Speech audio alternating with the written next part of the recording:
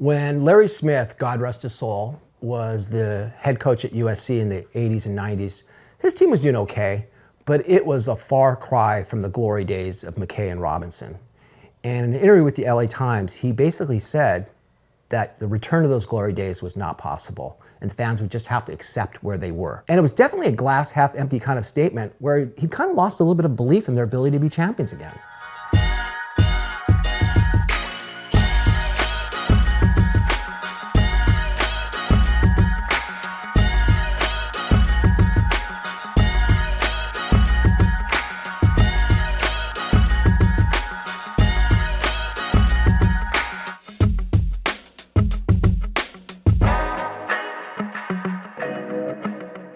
9 years after Larry Smith left USC, the Trojans hired Pete Carroll to be the new coach.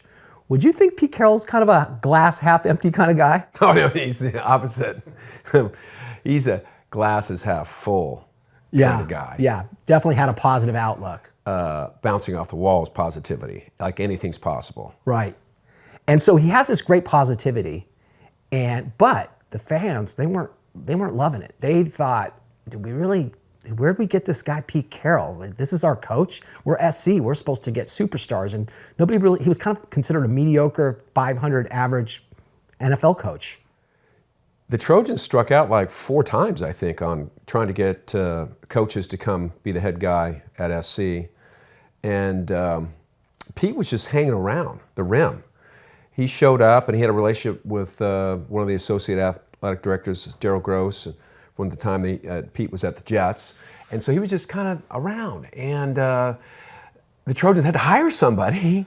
And so he got the job. So you have this dude who exudes positivity, but the first season, the first 5 games, they're 1-4. And the fans already don't want him to be their coach. You know, there's a great line from Mike Tyson. He says, everybody has a plan until they get punched in the face, right? So how does Pete remain positive even after getting punched in the face and starting, a season at 1-4? He did the work. He did the work before he ever got the job. So when he got fired by the Patriots, he took an entire year to really dig deep and understand how we should do this the next time. He thought he was going to have another opportunity. So how do I do this? Right. And the conclusion he came to from talking to John Wooden and other fantastic, great coaches, historic coaches, was that he has to be authentic. He has to be who he is. Right. And so everything that he did, from practice to the film room to the recruiting trail to the game day to everything, was a reflection of who Pete was as an individual. And that was very competitive. Right. Very competitive. Right. And he also liked to have fun. Right.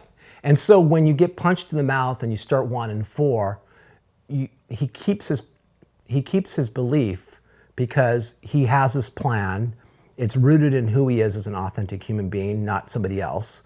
And that's how he rode through that storm, you think? I agree wholeheartedly. That's how he rode through this. Because when we understand our underlying motivations, our understanding purpose, our calling at a very deep level, then these little bumps in the road, you're 1-4, you're not going to listen to the crowd because you have such resolute belief in who you are, what you're doing, knowing that that is the way you're going to be able to get it done. And so you don't flinch. And he didn't. Yeah. So it's interesting for Trojan fans because it's kind of come full circle. We had this period of time where there weren't some very good years, and this belief had been kind of lost. In comes Pete Carroll, and he's on this white horse at the end. Not when he first got there, but at the end. And the end came fast. A year later, he was already kind of rocking and rolling in the Orange Bowl and all those things. But then after Pete leaves, we again kind of hit the doldrums for a while. And we recently hired Lincoln Riley at SC.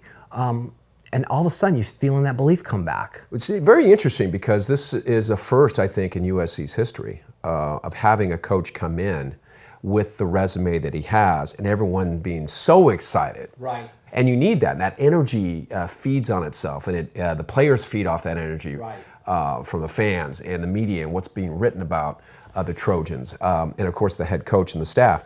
The Trojans historically haven't had coaches like that. They haven't had coaches with incredible resumes that waltzed in. These are people that had to prove themselves right? But in the proving of themselves, they established an iconic institution called USC football. Right. And so that exists, and everyone wants the Trojans to be national champions every single year. Right. And the fans believe that's possible, right? Right. This is what Larry Smith didn't believe, and therefore they had, some success, but they didn't have the kind of success that everyone wants to have.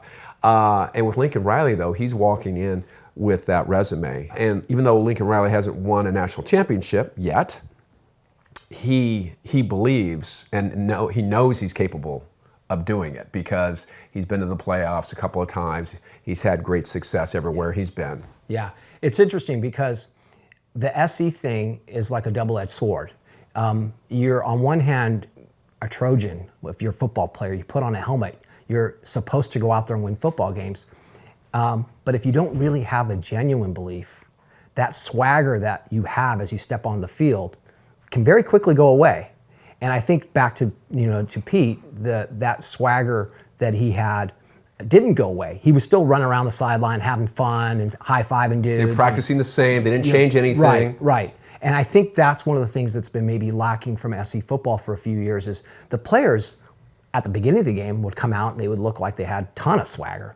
But as the game went along and they took those punches in the face, you could see that confidence erode. And I think that I agree with you. I think with Lincoln Riley, you get this sense that there's a more positive future where when they do get punched in the face, they'll be able to bounce back from it. It's level of belief, right? That's what we're really talking about. There's like sort of, superficial belief.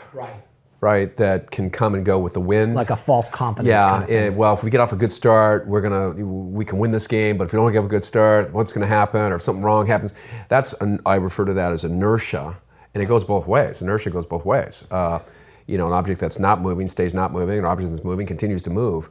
And the inertia of that attitude can continue. So if you've had a negative experience, something happened, things were going well, all of a sudden, the quarterback throws an interception, and then, I've seen this story before.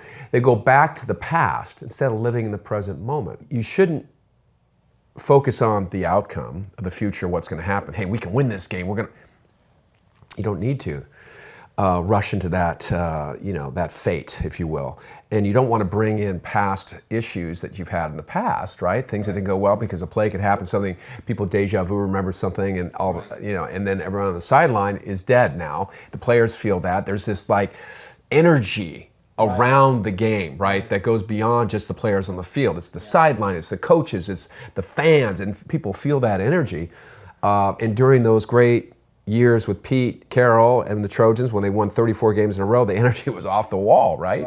You had 5 deep, 10 deep on the sidelines. People just want to get on the field to just be part of it. Just to be in that moment. Yeah. And then there's other times when things sometimes would go well, sometimes wouldn't go well, and the energy was ebb and flow. I believe that Lincoln is going to do a fantastic job at USC, and I think no one's expecting a national championship first year, but you want to do well, right? You do well, and that creates more belief. Okay, I was believing in this, and so therefore, because of the success, I was right to believe in that.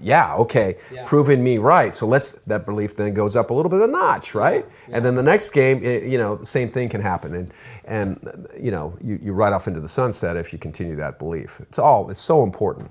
Yeah, but to your point though, being married to the outcome also kind of can sink that. So if you do make it just about the W, then it's not really true belief because you only believe if you won. Genuine belief comes after defeat, knowing that you will be able to bounce back. And I think you said it when you were talking about Pete, is when you've done the work to determine who you are, what you want, how you're going to do it, develop a philosophy, go out and do the work and do the work and do the work and trust the process, you know that at the end of the day, this will lead to something good. It may not come as fast as you thought it was going to come, but that day's coming. John Wooden famously taught his players how to tie their shoes in practice. Can you imagine showing up for basketball practice first day of school and your coach is teaching you how to tie your shoes? Right. Because that was his attention to detail, and it was all about the process. It was all about, we're going to do this. This is how we're going to run our offense. This is how we're going to run our defense. This is what we're going to do here. And you just did the work and you did the work and you built this belief in the system that you've created that it will lead. And I don't think John Wooden was one who got caught up in all the championships. He won 10 of them. No. But yet, he became a champion.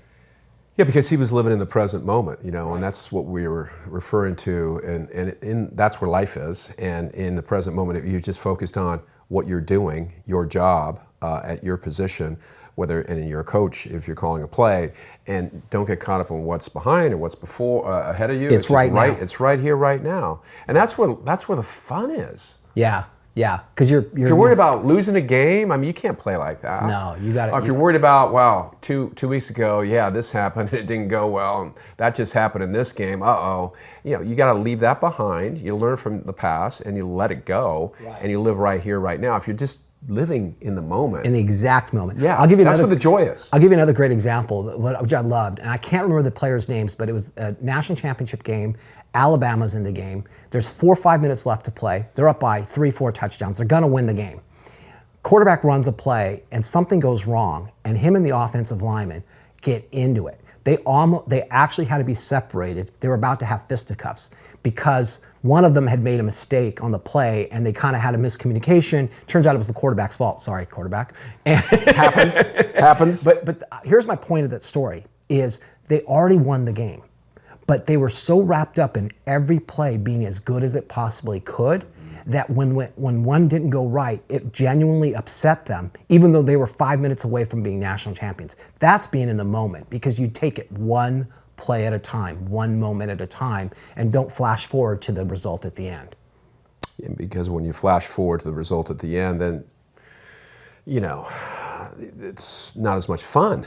Right, and you're just like thinking about, okay, let's get this thing going, let's get this thing over, so we can, hoist the trophy. It's not why you play the game. You play the game because you get to play the game. Right, to play. That's it. To play. Right. To play. Right.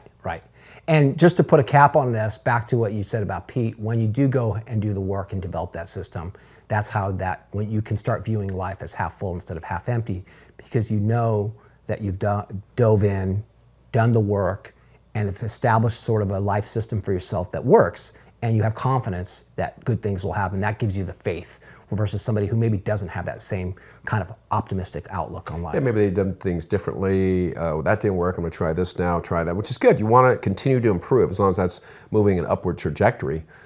But you don't want to veer off too much. Like, you can't have a coach who's very calm and serene for 6 weeks and all of a sudden loses his mind for 6 weeks and is yelling and screaming at everybody. Then people are going to go, wait a minute, we want, here's somebody that hasn't really figured it out. Yeah. We want consistency is so just go back to what you know works, what has worked in the past, and just keep on keeping on and enjoy, love the moment, and trust and know that you're going to win the next game.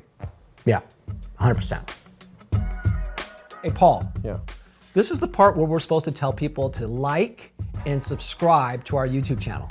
Okay, will you please do that then? I mean, if you enjoy it, please do. And if you don't, do it anyways, because we need your help. We do. Also, we have a website called GameChangeNation.com. Just go there and subscribe and you'll get tons of free content. And what we're really trying to do is create a community of people that love sports. Yep. And the great lessons that we learn from sports, but we want to hear from you. We do. So we're going to have a bunch of social media pages from TikTok to Instagram to Twitter to Facebook, Instagram, I probably already said all of them. Please join them and tell us your stories. We'd love to hear from you. Oh, and we wrote a book. Oh, forgot about that. Forgot that. The book is called Through the Tunnel. It's available on Amazon now. If you go straight down here to this link that you can see below us, you will be able to purchase it. We'd love it if you could do it. Thank you very much. Thanks, guys.